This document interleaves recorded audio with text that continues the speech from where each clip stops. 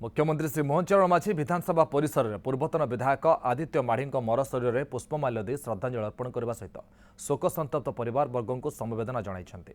से बाचस्पति सुरमा पाढ़ी मंत्री परिषद सदस्य माने आदित्य माढ़ी मर शरीर श्रद्धांजलि अर्पण कर आदित्य माढ़ी मालकानगिरी पूर्वतन विधायक थे। 50 वर्ष बयस भुवनेश्वर चिकित्साधीन अवस्था परलोक घटी।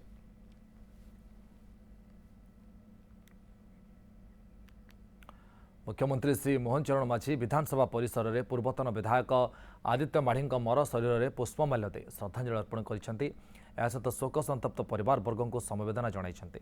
से बाचस्पति सुरमा पाढ़ी समेत मंत्री परिषद सदस्य माने आदित्य माढ़ी मर शरीर में श्रद्धांजलि अर्पण कर आदित्य माढ़ी मालकानगिरी पूर्वतन विधायक थे। 50 वर्ष बयस भुवनेश्वर चिकित्साधीन अवस्था परलोक होइछि। निश्चित भाव ए दुखरे मु गभीर भाव दुखित एवं मर्माहत। जड़े आग धाड़ीर समाज सेवी हिसाब से काम करुवा जड़े व्यक्तित्व को आज